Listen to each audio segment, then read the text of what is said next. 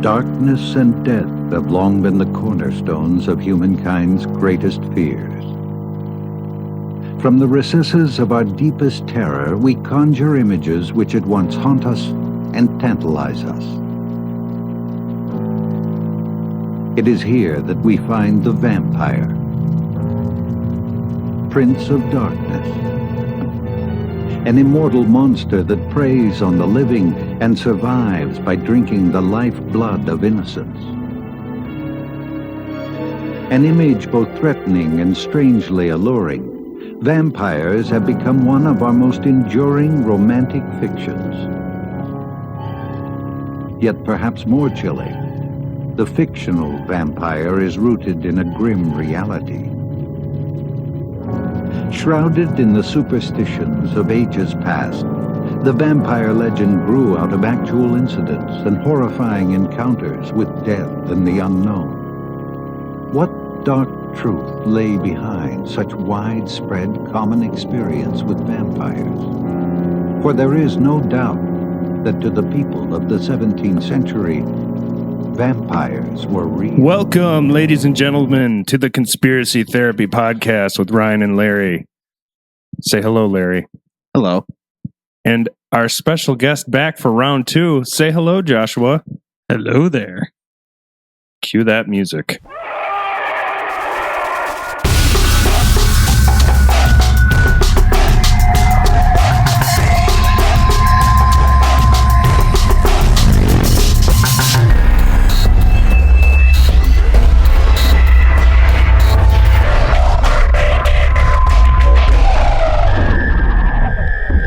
All right, so today we're going to be talking about vampires. It's late at night. Your neck is exposed. Go on. A slight draft blows in from the east. Dracul is on the loose. He's so cool. It's in his name. Yeah. Dracul. Yeah, right? He could have been a rapper. Dre Cool. All right, so I like to always start off this whole thing by rating our current beast or cryptid on a scale from 1 to 10. Are vampires scary? Which ones we talking? Like as a whole? Yeah, I guess as a whole. I mean, because there's some vampires that have brought down the average a bit. So I'm going with a 7. 7. Okay. Yeah. For me, it would just depend on exactly what Larry was saying. It depends. Are they the glittery kind? Because if they are, then it's like a 1. But if it's some of these other more dark and menacing ones, then probably more like a 6 or 7. Okay, so again, the Aeropostale Twilight version of vampires gets a -10, but the Nosferatu 1920s version gets a spine-tingling 9. 10 out of 10 would bang. Okay. We found out something about Josh here. How you doing? Okay. Are you undead? You like neck play? So, second question that I have to get out of the way before we really delve into this, which we did some serious research on. What is your favorite vampire movie? Ooh. Or I guess vampire art. What? Well, vampire art. I guess movie? that could be art being all inclusive of novels, music. I mean, I guess maybe there's a vampire rap album out there. I didn't go that far into research. Okay, go first. Oh, sorry. So No, I can think this through a little bit more. For me, this one steals the show. It's always been the Castlevania series, video games, obviously, and specifically within that series, I've always felt a very deep connection to the game Symphony of the Night. Okay, and your main character Alucard is the son of Dracula, which after playing the game for years, I didn't realize Alucard. Backwards, yeah, Dracula. Yeah, well, that was clever. I guess they were having trouble coming up with a name that day, and just went, fuck it, we'll just scramble the letters. Damn it, Count Chocula's already taken. Yeah. So anyway, I just basically my love of vampires really comes from when I first saw the movie Fright Night as a kid. My dad was one of those parents. I don't know if you guys can relate to this, but the R-rated parent who was just like, screw it, he's going to see worse when he gets older. Dude. First movie I ever saw as a kid was Terminator, and I think I was 6 or 7. I saw I saw Platoon. when I was an early teenager. So you suffer from PTSD, cannot, right? I cannot watch violent movies. I just can't. Somehow you weren't. You weren't enlisted. I was not prepared for that. But you have a VA membership somehow. Very cool. Yeah. No, it was not. All right. So yeah, I understand your plight. My dad had us watch the movie Children of the Corn at a young age, and because of that, I could not watch the movie as an adult, and I still have a fear of cornfields. In all fairness, Children of the Corn sounds like a kid's movie. It kind of does. Children of the Corn. Right. Again, it's just Platoon. Nothing good's gonna come of that. Oh, all right. We're starting off good. There you go, folks. I just snorted. clipped the audio of that snort. I know. All right. Well, let's. Vampires, they're a favorite amongst Halloween goers, and they've been that way for centuries. But when you figure out vampire history from the beginning, there are many places that vampire lore are derived from. The most famous being Bram Stoker's Dracula, which I didn't mention it before, but probably my favorite vampire movie is the Francis Ford Coppola Bram Stoker's Dracula with Gary Oldman as Dracula. Did you? I feel like we skipped yours. We did. Damn it! All right. Should we start over? No, it's okay. I mean, all right. I was just I was ready to go full frontal on the history. I want to go on. I want to get Larry's shining glitter. What was your favorite, Larry? Piece of vampire art. Yeah. What was his name? Leslie Nielsen's Dead and Loving It. Nice. But I'm a comedy guy, so I'm attracted to that. No, Leslie Nielsen was gone too soon. I loved him. He was awesome. But I want to. Okay, so basically, Bram Stoker's Dracula was kind of a culmination of some historical real figures. Most often cited with Vlad Tepes, who from 1431 to 1476 is said to be the model for which Dracula was created. The characterization of Vlad Tepes as a vampire, however, is distinctly Western, and in Romania, he is viewed as a blood-drinking sadist, but as not viewed as a blood-drinking sadist, but actually as a hero for a national hero for defending his empire from the Turks, which I think initially I skimmed that part, but I didn't realize that. Again, history paints people differently in retrospect. I think that was actually something that wasn't really put into clarity until much, much later. But people didn't, because a lot of these people are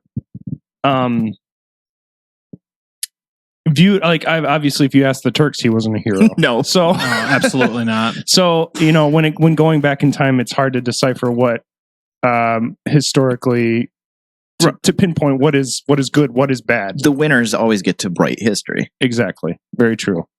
But also there is another characterization for vampires that comes from a happy little lady named Elizabeth Bathory. Once again, you don't hear too much about Bathory. There's a metal band called Bathory, but those guys obviously like their vampire lore. Anyway, but with Vlad Tepes, it seems like once again men get more word of mouth than ladies. Girl power, WTF? What's going on here? Countess Elizabeth Bathory from 7 August 1560 to 21 August 1614 was a countess and serial killer. She was from the Bathory family of nobility in the Kingdom of Hungary. She was labeled, I guess, in the Guinness Book of World Records as the most prolific female serial killer. See, ladies, you can do it. That's true. All you have to do is believe in yourself. The precise number of victims is debated, but Bathory and 4 collaborators were accused of torturing and killing hundreds of young women between 1585 and 1609. The highest number of victims cited during Bathory's trial was 650. See, that's not helping the whole ladies don't like other ladies thing right there. She only killed other ladies. She was a little bit on a vendetta.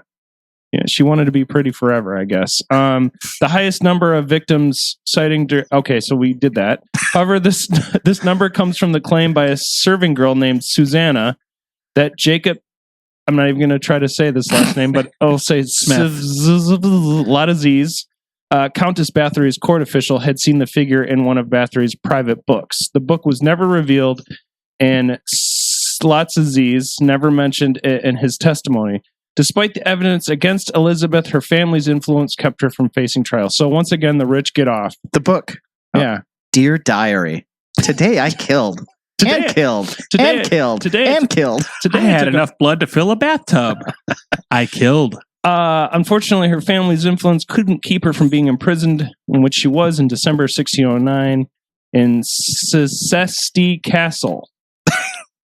The Zesty Castle. Yeah, she was held in a Zesty Sounds Castle like a great Italian restaurant. in solitary Hey, confinement. welcome to the Zesty Italian restaurant. She remained imprisoned until her death 5 years later. 5 whole years for hundreds of deaths. That's a pretty good payoff.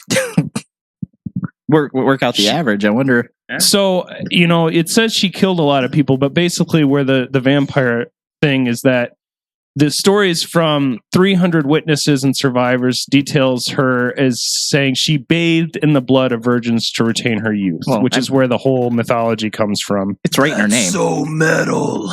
It's right in her name. Right. Bathory. She liked to take a bathery. She's often compared to Vlad, and of whom the fictional character Count Dracula is based on. So I also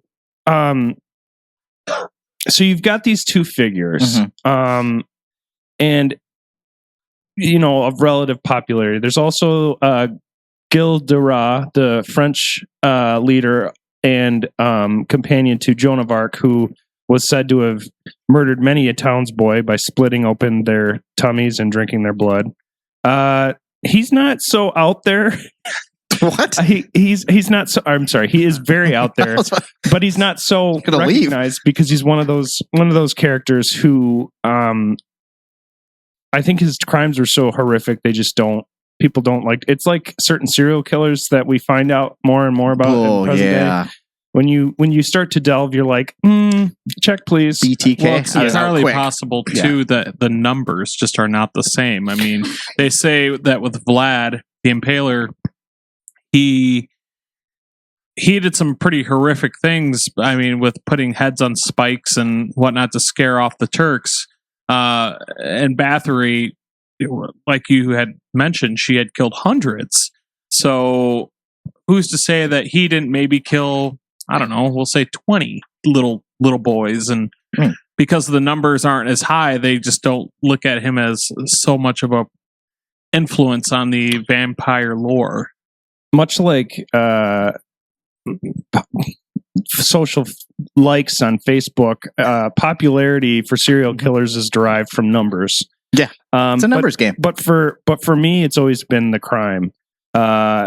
The Gilles de Rais character, the leader of the French army, is so scary to me because he's viewed as a hero, and then it's like, it'd be like if, we'll say Larry Bird retired from the Celtics, hung up his jersey, but then he decided, hey, guess what? I'm going to dress up like, Hannibal Lecter and kill little girls and drink their blood. You're like, that Celtics thing is kind of getting washed away here, Larry. I didn't know you were such a disgusting freak. Anyway, so... But man, could he hit the 3? Yeah, right.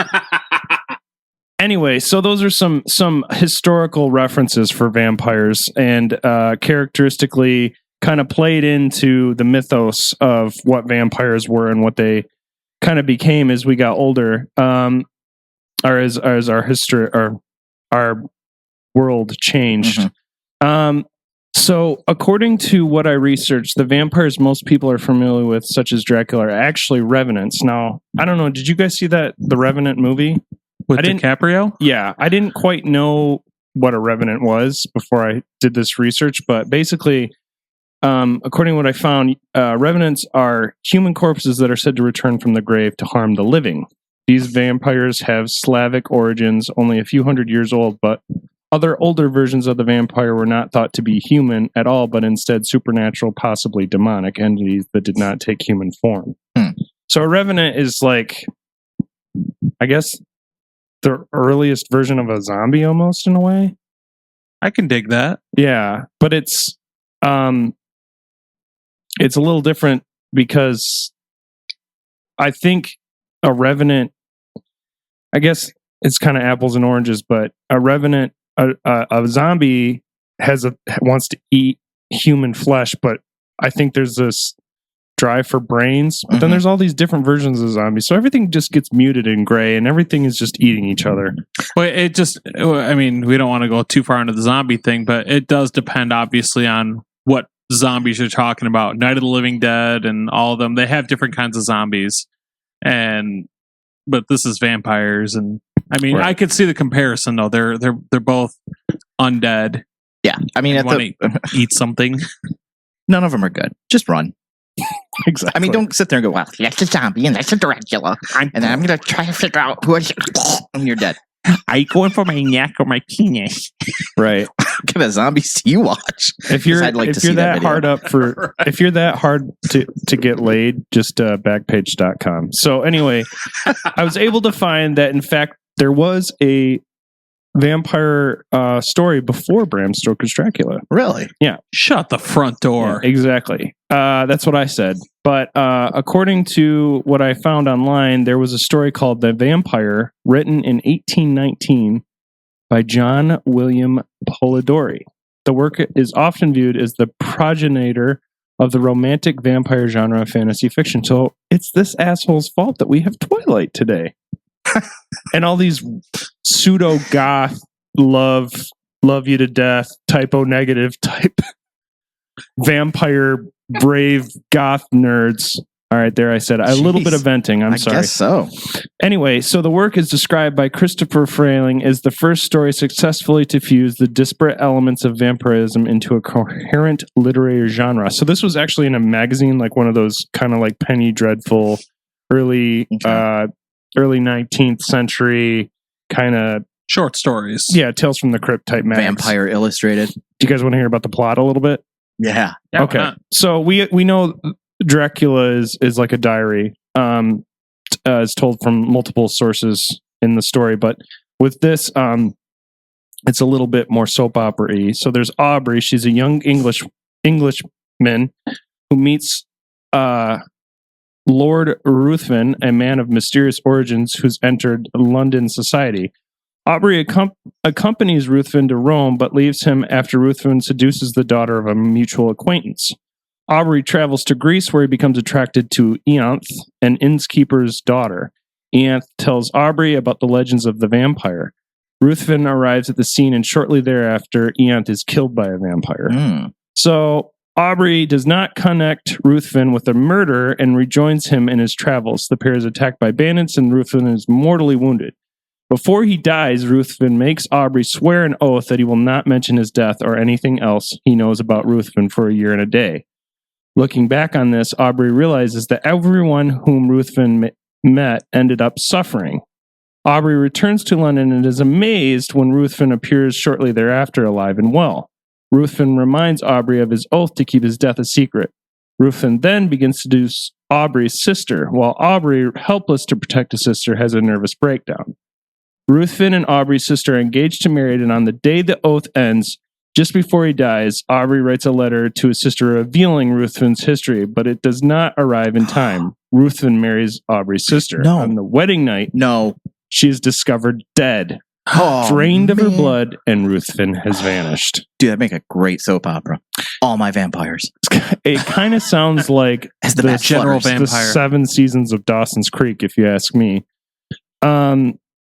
But yeah, so you kind of get the idea that with vampire lore, there's this seduction of innocence, and just there's always been kind of like a sexual tension there, which for me It's is neck kind play. of it's neck play, of course. And that's why girls love it. Mhm. So according to Matthew Bresford, author of From Demons to Sorry. Dracula, the creation of the modern vampire myth, There are clear foundations for the vampire in the ancient world, and it is impossible to prove when the first myth arose. There are suggestions that the vampire was born out of sorcery in ancient Egypt. What? Yeah. Okay. Well, I mean, there was a lot of magic play in Egypt, so they say. So, I mean, Okay. it's not completely hard to get behind that. And I don't want to delve too much in a future topic, but I'm just picturing like vampire. Excuse me. I couldn't stop that. I'm here to suck your blood. Oh, I got heartburn. Exactly. Heartburn? He needed a Zantac back then. Hey, man, that blood will give you acid reflux. Yeah. Literally, If the it's cable guy told me so. If it's anything like a dirty Merlot, it's gonna hurt your throat. Sounds like a move. The So- dirty Merlot. I'm just picturing these vampires like floating around or like seducing Egyptian princesses while meanwhile alien UFOs are like dropping the stones into place. And I'm thinking, I think What a I was time- born in the wrong year. What a time to be alive. Exactly. So anyway, so the suggestions that the vampire was born out of sorcery in ancient Egypt as a demon summoned into this world from some other. There are many variations of vampires from around the world. There are Asian vampires, such as the Chinese Chongshi, evil spirits that attack people and drain their life energy, which sounds exactly the same. Why are Asians trying to take credit for vampires? I want to suck your blood. Might need to work on that, buddy. The Eat blood soy drinking, sauce. wrathful deities that appear in the Tibetan Book of the Dead, and many more. So there's a lot. Okay, Peanut Gallery. I'm giving you your history lesson here. This is what now you know why I failed like all through high school. This was me in the back of the class with another guy. All right. So, before we continue on going a little into the different kind of ways you can spot a vampire, have you guys ever met one or thought that you did? I had an interview with one once. Her name was Courtney Love. She sucked your soul through yours. Oh, Jesus. Larry, did you? I have ever- not. Do you never, think you've ever met a vampire? Not that I am aware of. No. That doesn't even sound. I mean, I feel like if you did, your neck would kind of tingle a little bit. Just in What about your- remembrance. What about your dick? Because I mean, a boner is just all blood. You think he would just get a big erection and just be like, "Excuse me, I have to leave." Like how those some serial killers get like a sexual pleasure out of killing. They think maybe the vampires are getting a pleasure out of. Well, no, I don't think the vampires get a boner. I don't even really know if like the vampires, if they can get wood unless they're sucking blood, That's what I'm wondering. because they're taking your blood and it's going down there, or maybe it's going into their tummies because they're hungry. I imagine that well, I mean, like I said, I watched Fright Night, and a lot of that is that whole seduction thing, but it's just fun because it's a great 80s horror comedy. Mhm. Also, the remake's not so bad. Side note. Okay. I'm curious though, if there really was a vampire, would you just automatically get a massive blood erection and just like almost faint? Kind of like you masturbated too much that day and you're just like your brain hurts. You mean just from seeing a vampire? Or being seduced. Being Because you know how seduced. in most movies it's a male seducing a female. Right. But I'm wondering if like a female seduces a male, does he just get a massive boner and he can't move? Well, didn't they say like the aura of a vampire is enough to seduce, but then like the way they talk, the way they move, and so I mean, I would Maybe that's going off that thought of a female vampire going to a guy. I feel like yeah, Yeah. I wonder if that's what the V in Viagra stands for. Vampire. If your erection lasts more than 4 hours. blood. if I So was tiger Solid blood. Snake, there'd be an explanation point above my head right now. Also, I want to say worst vampire are True Blood. So Okay. how to Throwing find that a out there. vampire? How to find a vampire? Drive by insulting. Sorry, Jeez. guys. How to find a vampire? While most people can name several elements of vampire lore, there are no firmly established characteristics. Some vampires are said to be able to turn into bats or wolves. Others can't. Some are said to cast a reflection, but others do. Holy water and sunlight are said to repel or kill some vampires, but not others. this kind of goes into that whole thing of like there being like 150 million variations. It's kind of Right. like, That's why they could get away with it in Twilight. you know, and also it's also kind of like a continuation of that little kid thing, like tag, you're it. No, you didn't touch me. Mhm. We're playing another game where you tag me and you're the one that's actually it. People break and make rules on a whim. So anyway, the one universal characteristic is the draining of vital bodily fluid, typically blood. Did that this morning. That's right. One of the reasons that vampires make such successful literary figures is that they have a rich and varied history and folklore. Writers can play with the rules while adding some subtracting or changing them to fit whatever story they have in Yep. mind. Finding a vampire is not always easy. According to one Romanian legend, you'll need a 7-year-old boy and a white horse. The boy should be dressed in white, placed upon the horse, and the pair set loose in a graveyard at midday. That's how Whoa. the priests get the altar boys. So my son will be 7 in a month. Well, we know what we're doing. Yeah. Conspiracy therapy field trip. Get those equestrian training going right now. And I'm not going to lie to you guys. I'm actually kind of racist to white horses, so I probably are just going to sit in the car and watch you guys. Euro-American horses. Let's be proper here, people. Sorry. So continuing with Cracker-ass this 7-year-old boy and a white horse, you have to watch the horse wander at midday around, and whichever grave is nearest the horse, when it finally stops, is a vampire's grave. Oh. Or it might just have something edible nearby. Take your pick. All right, so let's go to a clip. Let's actually see and listen. Actually, audio people, you'll be listening to a real modern day vampire. What? 4 years ago, Don Henry was an electronics engineer. Whether or not I like it or not, but I do. I have become, I guess you'd say, the face or sort of a role model for my community. Don is now the modest figurehead of America's flourishing vampire culture, now spread over nearly 80 cities. But don't worry, they may call themselves vampires, but they're definitely not Count Dracula. I don't turn to mist. I don't turn into bats. I'm not afraid of crosses. And I have normal needs like everyone else. However, some of them claim that they do drink blood from consenting victims. Do you drink blood? Yes, I do. What happens to you when you take it from somebody? I feel invigorated, And how do they feel? drained. Blood drinking carries health risks, so most 21st century vampires have found another way to suck our blood. Some people actually do it like, emotionally. I will harvest that energy and actually take it upon myself, and then finally project it outward. But according to Catherine, the vampires to be really afraid of don't dress like Nosferatu.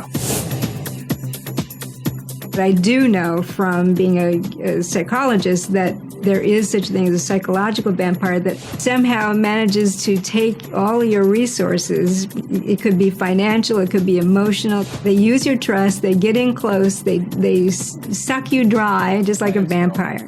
Just like my ex-girlfriend. Right. I think So let me get this straight. Okay, they Yeah. don't turn into mist, they don't turn into bats, they don't really suck blood because of health hazards. so. How are they vampires? They're goth. Yeah. They like Yeah. Cradle of Filth and I like how he's like modestly. I guess for me, I've become the figurehead. This is what happens when you mix old Cure albums and gas huffing. How do we stop vampires from hurting us realistically, though? Is it loud Barbara Streisand music, garlic, werewolf's bane, and sour blood that's gone bad? I don't know. white paint. According to livescience.com, the best way to deal with vampires, of course, is to prevent them from coming back in the first place. Hey, preventative maintenance. Yeah. Wear a vampire condom. A few centuries ago in Europe, this was often accomplished by stalking suspected vampires in their graves. The idea was to physically pin the vampire to earth, and the chest was chosen because it's the trunk of the body. This tradition was later reflected in popular fiction depicting wooden stakes as dispatching vampires. Wooden stakes. Yes. Oh, I was cooking ribeyes for him. You see, that's why you're Larry. See, but what I did. Larry the Lovely, as we know in this courtship. Well in this done, town. though. No blood. I know what I'm doing. It's myoglobin. Exactly. There was no particular significance to using wood according to folklore. Vampires, or jinn, like genies, and many other magical creatures fear iron. So an iron bar would be even more effective than a wooden stake. So actually, iron? I guess? There's iron and steak, too. See? Yeah. Know what I'm doing. See, making and breaking and taking and changing the rules, it all counts. There's more true life sinister way as we Americans stop vampires in the past, and it's part of the New England vampire panic of the 19th century. But before we get into that, let's talk about tuberculosis, shall we? Kids don't get it. Do you guys know anything about tuberculosis? No, I don't. You don't? You need to fill me in. All right, well, let me fill that beautiful bald head with some knowledge. Fill me with your knowledge. Tuberculosis is an infectious disease caused by the bacterium Mycobacterium tuberculosis, MTB. Tuberculosis generally affects the lungs, but can also affect other parts of the body. Most infections do not have symptoms known as latent tuberculosis. About 10% of latent infections progress to active disease, which, if left untreated, kills about half of those infected. The classic symptoms of active TB are chronic cough with blood containing sputum, fever, night sweats, and weight loss. The historical term consumption, which I think I brought up earlier, or maybe have in previous conversations, is kind of the term that they use to describe tuberculosis. My dad has got the consumption. He's got the consumption. Actually, if you were watching the show Penny Dreadful in the first season, there's a girl that has consumption. The historical term consumption came about due to the weight loss. Infection of other organs can cause a wide range of symptoms. Tuberculosis is spread through the air when people who have active TB in their lungs cough, spit, speak, or sneeze. People with latent TB do not spread the disease. Active infection occurs more often in people with HIV/AIDS and in those who smoke. So I think I brought up that it was a drinking thing, but it's not. It's actually more so with people who smoke. Sounds like a drinking, like you're consuming alcohol, but it's actually consuming your body. Right. That's and a why they lot call it of consumption. the people who were self-prescribed or prescribed alcoholics in the time thought that was what was causing it.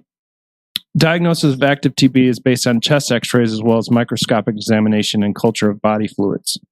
Prevention of TB involves screening those at high risk, early detection and treatment of cases, and vaccination with the Bacillus Salmonella vaccine, which is the vaccine that they use for it. Those at high risk include household, workplace, and social contacts of people with active TB. Treatment requires the use of multiple antibiotics, yada, yada, yada. So you get the point. It's a scary disease. And there's some more statistics. I guess in 2014, there were 9.6 million cases of active TB, which resulted in 1.5 million deaths. Wow. This isn't fun. We should go back talking about steaks. Yeah, I'm sorry, guys. So more than 95% of deaths occurred in developing countries. The number of new cases each year has decreased since 2000. So about 80% of people in many Asian and African countries test positive, while 5 to 10% of people in the United States population test positive by the tuberculin test. How does this relate to vampires? I don't know. I was hoping you knew. I don't. Host guy. Podcast over. No, I do.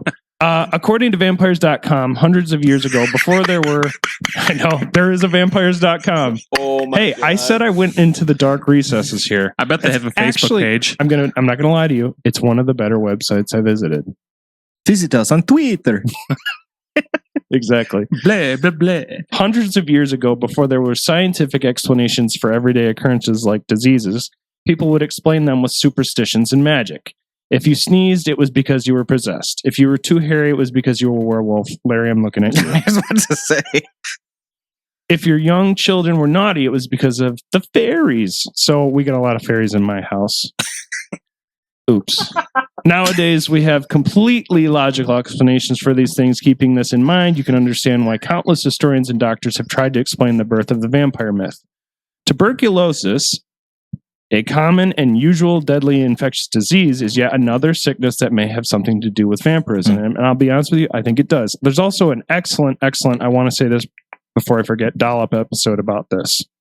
The Dollop, great podcast. You see, when one family member died from tuberculosis, the other members of the household that were infected would slowly lose their health as well. People believe this was caused by the first victim draining the life from the remaining family members. So, I don't know if you guys remember, but in the beginning of the episode, we played a clip, and the narrator of that particular clip mentioned that there was a dark history to vampirism, and I think this is personally where this stems from. Pretty dark. Additionally, people who had tuberculosis often exhibited symptoms similar to what people consider to be vampire-like traits. Some tuberculosis symptoms included red swollen eyes, which made them sensitive to bright light, pale skin, very low body heat, a weak heartbeat, and coughing up blood. As you can see, that would give any uneducated person in the Middle Ages reason to believe the victim was really a vampire. If you add in the fact that some may have believed that drinking blood was the only way to replenish the blood they coughed up, well, then you definitely have all the components for a good vampire legend. So basically, another side thing is that when you die, your fingernails get long, your stomach swells, and your hair gets long. Mhm. So when you dig up these bodies and they've had tuberculosis, they have blood coming out of their mouth, and all of a sudden they've got more blood coming out of their mouth, and they're dead. You're uneducated. You believe that when you die, you're going to go to heaven. I'm sorry. I should have phrased that differently. Did not sound good. That didn't sound good. That sounded very Anybody bad. who has a religious belief, the thing is, you're in a time when people don't fully understand what's going on. Medical science is poor. We don't, at the time, have any vaccinations that are working. Mhm. And if your foot doesn't work, you cut it off. So, in short, the New England vampire panic was the reaction to an outbreak of tuberculosis in the 19th century throughout Rhode Island, eastern Connecticut, and other parts of New England. Consumption was thought to be caused by the deceased consuming the life of their surviving relatives. Bodies were exhumed and internal organs ritually burned to stop the vampire. So these people dug up Mama and Grandpa, pulled out their organs, and set them aflame. Wow. Yeah. To save them. They're ritually burned. So what's worse is that some cases show that they ate the ashes. You just ate TB, Right. dummies. So there's a really notable case that I recommend anybody look into, the Mercy Brown case in Rhode Island, and that's really what the Dollop episode kind of focus on. What's for lunch, Mama? TB and J. That was right there, and I never thought of it. Oh, Lord. Okay, so notable cases provoked national attention and comments such as those of Mercy Brown in Rhode Island and Frederick Ransom in Vermont. But from what we know about the disease currently, this was obviously a terrible idea and led to many a death and the spread of tuberculosis throughout history, which is often much more disturbing than reality. History is always much more disturbing than reality. Yes. So, with that being said, ladies and gentlemen, we have actually reached our climax of the episode. Do we think vampires are real? No. Josh. No. Larry. No. Ryan says no. That's a verdict right there for Kind for of bummed. I want to count Von Count to be real. well, Count Chocula, maybe. the guy that had his I hand want to up test his out ass the is theory probably about a real. female vampire getting an instant boner. Maybe in the next time, because I'm going to tell you what, this is definitely part one. We've got more stuff out there. There was so much stuff that I found that we could very easily see ourselves doing another episode Cool. of this. Obviously, vampires are not real. The only thing that is real are mosquitoes, vampire bats, and other probably fish under the sea. Leeches. Leeches. Yeah. I got one. My Who would ex-girlfriend. win in a fight? A vampire or a werewolf? Werewolf. Werewolf? Yeah. I mean, Why? it's half animal. Yeah. Or maybe it's 3. I don't know. I don't know the lineage of each individual werewolf. Maybe he's only a quarter werewolf on his mother's side. Yeah. I mean, I guess. So he's just hairy, Yeah. essentially. I'm not saying, but I'm saying You are. it might be a quarter werewolf on my Even mother's freshly side. shaven, Larry, you're still the hairiest fella in this room. I know. I shaved my head this morning. Okay. Well, that's going to do it for our episode, guys. Do you guys have anything you want to talk about, mention offhand before we end? Yeah. Okay. You can check out my other podcast, ephaspodcast.com. What do you got for Twitter? For Twitter, we got Larry_Ga at Twitter. I'm at Ryan Herrig. I'm not sure what my Twitter is, but I don't go on there anyways. Okay, who cares? Well, that's been Vampires, ladies and gentlemen. Cue that outro music, Larry. I am a vampire, I am a vampire, I am a vampire, I am a vampire, I am a vampire, empire, I am a vampire, I have lost my fangs. I am a vampire.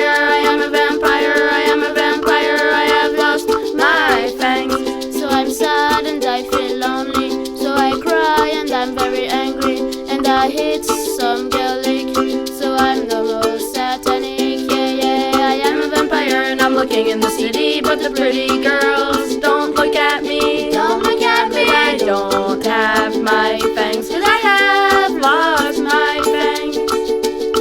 I am a vampire, I am a vampire, I have lost my mouth again. I am a vampire, I am a vampire, I have lost my mouth again. So I get bone and I shred, so I popcorn and I blues and wait and I sing, but my voice is looking and I want to play the guitar, but my guitar's out of tune. I am a vampire and I'm looking in the CD, but the musical don't play with me. Don't play with me. 'Cause I don't have my mouse again, 'cause I have lost my mouse again.